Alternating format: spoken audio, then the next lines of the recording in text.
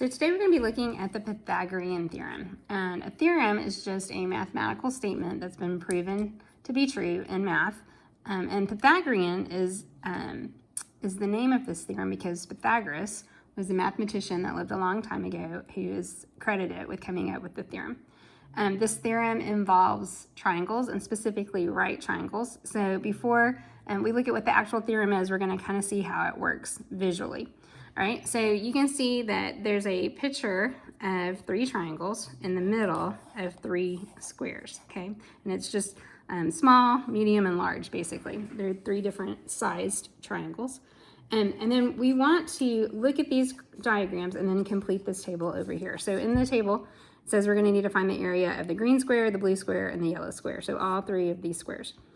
So since they're all squares, we know that the sides are the same. And we can see that this side is just 1 unit. And this side is 1 unit. Okay, same thing with the green square. This side is 1 unit, this side is 1 unit.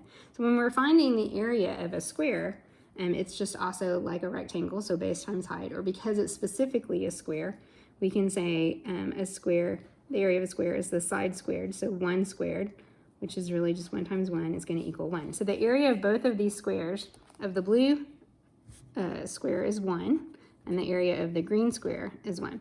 Another way to look at this is to just remember that the area of any object is the number of square units that fit inside it. So we can see that this is 1 entire square, and this is 1 entire square, so the area of both of those would also be 1.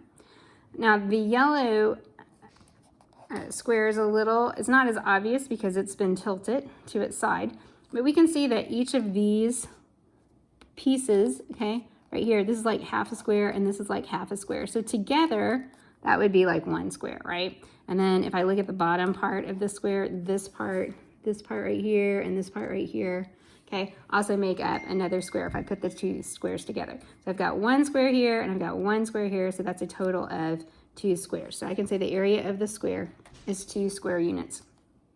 All right, then if I look at triangle 2, if I'm looking at the green square, each side is just 1 and 1, so 1 times 1 would be 1 for the green square.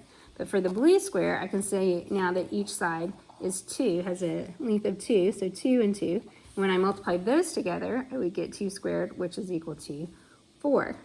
Okay, and again, I can see, if I count the squares inside of this blue square, I can see that it's a total of 4 squares. All right, so then if I look at the yellow square again, it's, also tilted. Okay, there's 1 square in the middle here, so that would be 1 square unit.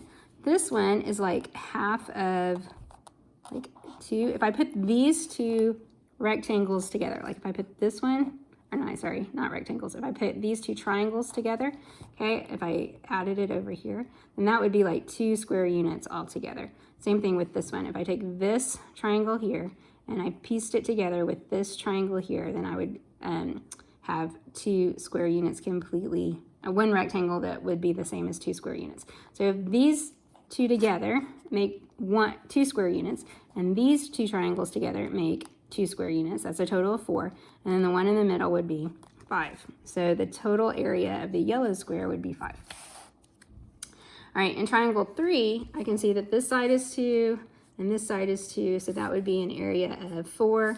This side is 2, this side is 2, so that's also an area of 4. So both of these squares have an area of 4. And on this one, again, I'm going to have to sort of count the pieces.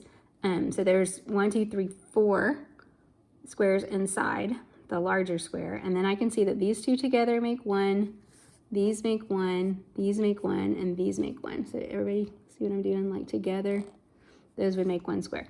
So that's 1, 2, 3, 4, plus the 4 in the middle would give me a total of 8 square units. Okay? All right. And then I can see down here, right, it's told me what I've already known, that this is like half a square centimeter, and this is like 1 square centimeter. If I put this little piece, if I turn it around and put it together, I can see that it forms 1 complete square. So I can also use that when I'm looking at these. So I can know that this is 1, this is 1, this is 1, this is 1. So that'd be 4 plus the one in the middle would be 5. Okay.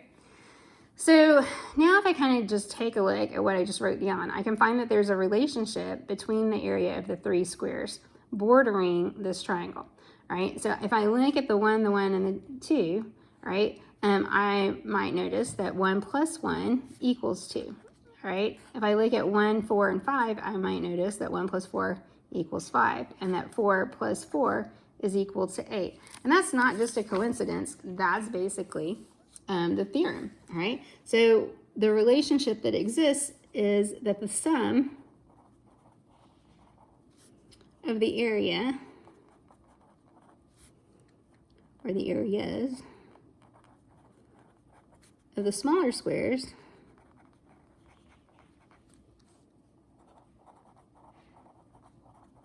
is equal to the area of the larger square.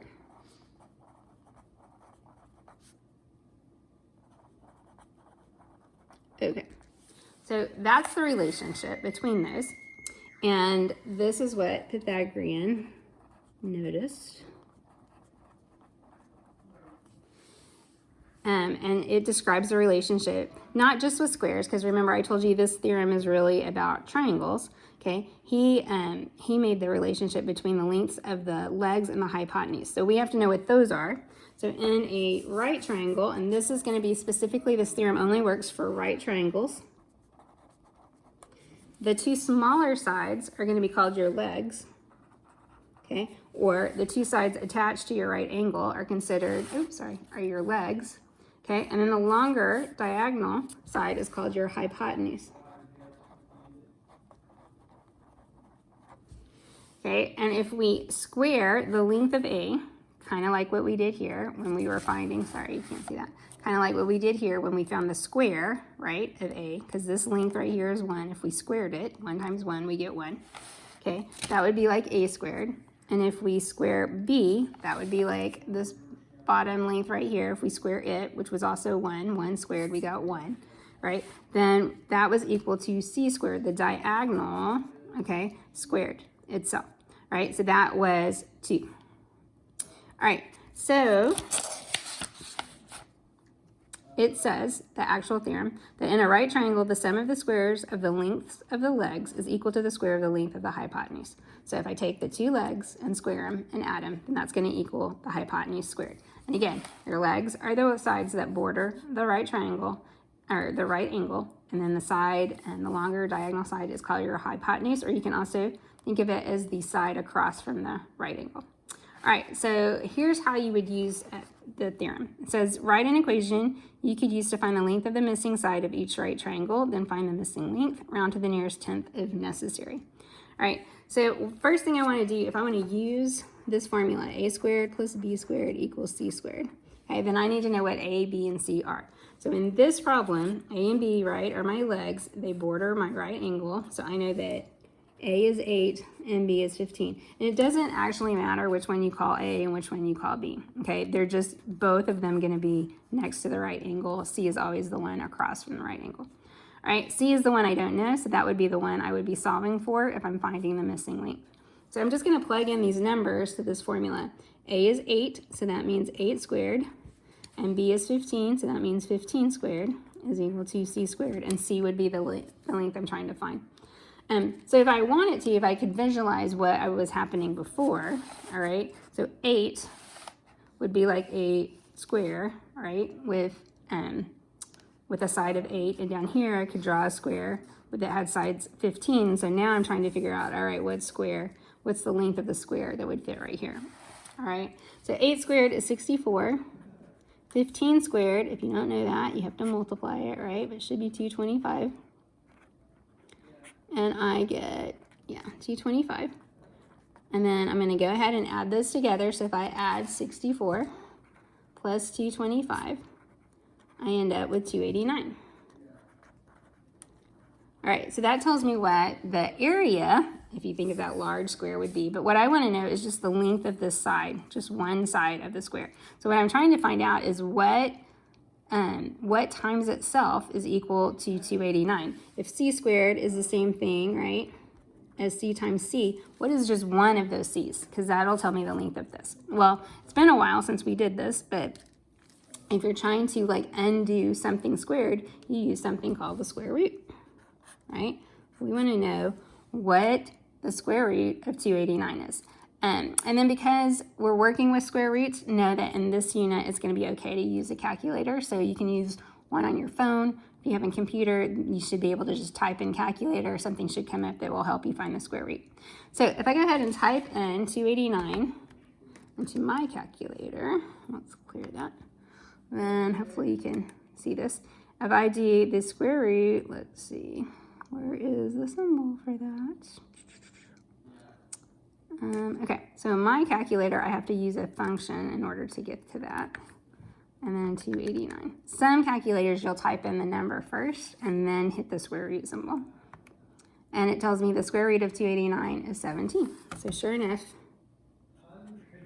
17 times 17 is equal to 289. So just one side would be 17, okay? And this is being measured in meters, so I would say 17 meters. All right, let's keep going. And number 2, this time, again, I'm finding the missing side, but I can see that the missing side is not C this time, it's B. Okay, this number right here, because it's also right part, it's adjacent to this right angle right here, so this would be my A. And then because this side, this long side, is across from the right angle, this must be C. All right, so my formula, A squared plus B squared equals C squared. I'm going to plug in 7. That would be 7 squared. B squared is what I'm solving for. C is 21, so that would be 21 squared. All right, so 7 times 7, that's 49. B squared is what I'm solving for. 21 times 21, and you can use your calculator for this. It's going to be 441. Right, and then I want to solve for B. So now I have to remember how to solve an equation. I'm going to divide this in half. And then I want to isolate the B squared. So I'm going to do the opposite of adding 49 by subtracting 49. So B squared is equal to 441 minus 49. And that gives me 392. All right, so the last thing I need to do is undo the squared part. I do that by taking the square root. I'm going to take the square root of both sides. So that's just going to tell me what one side, 1b, is equal to. And so then again, if I type into my calculator the square root of 392, then I'm going to get, oh, it simplified it for me. That's not what I was expecting. Okay, so this is a different type of calculator. I'm borrowing my son's from college. So you should get a decimal. So this would be, usually you're going to get something like 19.79, and then if I go ahead, most of the time I'm going to ask you to round that to the nearest tenth, so that's going to be rounded to 19.8, and this is in yards, 19.8 yards.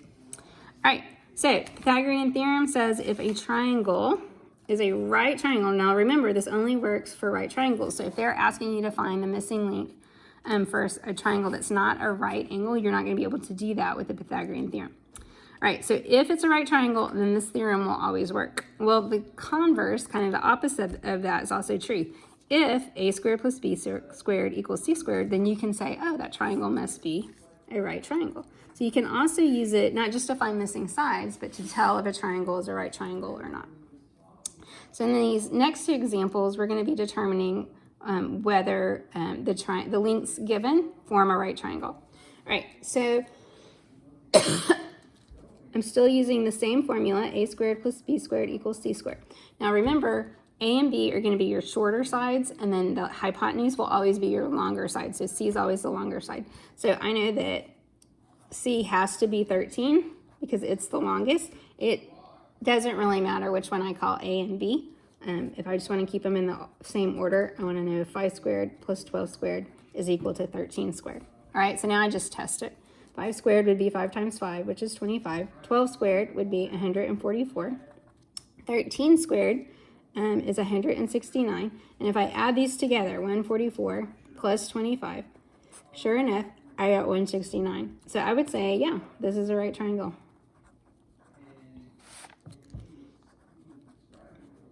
I'm just going to abbreviate that. Yes, it's a right triangle because this plus this equals this. A squared plus b squared equals c squared. All right, so on 4, I have 4, 7, and 5. So again, I want to figure out what to put into my formula.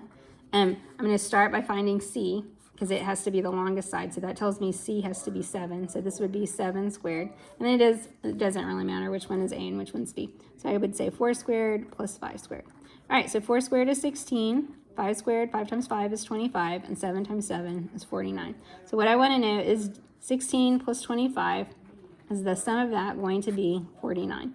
So when I add these up, I get 41. So since this 41 does not equal 49, then I would say no, not a right triangle. Okay, might be a triangle, but it won't be a right triangle. All right, training for a marathon. LaDonna runs 8 miles north from her house, then she runs 5 miles east and returns home by the shortest route. To the nearest 10th mile, what is the total distance LaDonna runs? All right, so you kind of have to pay attention to your directions, right? So if I look at the compass they've given me, LaDonna's starting at her house and she's running north. So she's starting here and going here. She does that for 8 miles, right? Then she turns east, so that would be going to the right. And she goes 5 miles east. So it tells me this side is 5. Then to the nearest 10th mile, we want to know the total distance she runs. So if she goes this way, and then she takes the shortest route back, okay? So this, right, is the quickest way to get there is to go straight there rather than turn around and go back that way. So I would need to know what this measurement here is. And this is my C, right? And how did I know that? Because it was across from my right angle. That tells me these are A and B. Again, it doesn't really matter which one I call A and B as long as I get C right. All right, so when I plug in to my formula, A squared plus B squared equals C squared, I can just pick one. If I call this A and I call this one B, then that's going to be A squared plus 5 squared, and then I want to know C squared. So A squared, 8 times 8 is 64, 5 squared, 5 times 5 is 25, is equal to C squared. And then if I add these, 64 plus 25, I get 89. All right, but I want to know what just one of those C is, see the distance is. So I'm going to go ahead and square root that and find the square root of 89. Type that into your calculator. You should be able to round that to 9.4. All right, so that tells me this measurement here is 9.4. And if I want to know the total distance that she runs, I need to add up all 3 of these distances. So I'm going to add 8 plus 5 and get 13, then add the 9.4 to that. So I'm going to add a 0.0 and get 22.4. So her total distance is 22.4, and that's being measured in miles. All right, so one last problem. It says if the area of a square sandbox is 64 square meters, what's the length of the diagonal of the sandbox to the nearest whole number? All right, so if I kind of draw a picture of what's going on here, I've got a square, right? Square sandbox. The area is 64 square meters, all right? So this side times this side is equal to 64. So something squared, the side squared is equal to 64. I want to know the length of the diagonal to the sandbox. It doesn't really matter which diagonal because they're both going to be the same length. So in order to do that, right, I know that squares have right angles, and so the diagonal must be the C, right? It's across from the right angle. So that tells me the sides of my square are the A and the B. All right, since I know that this is a square that has an area of 64, what times itself, or what times what, is equal to 64? What number? And I would have to, hopefully you'll know that that's 8, right? If not, take the square root. Square root of 64 is 8, so that tells me that these both have to be 8. 8 times 8 is 64. All right, so now if I want to know what C is, the length of this is, then I can use my Pythagorean theorem because this is a right triangle. All right, so A squared plus B squared equals C squared. A is 8, B is 8, and C squared is what I'm looking for. That would be 8 times 8, 64 twice. If I add those together, I get 128.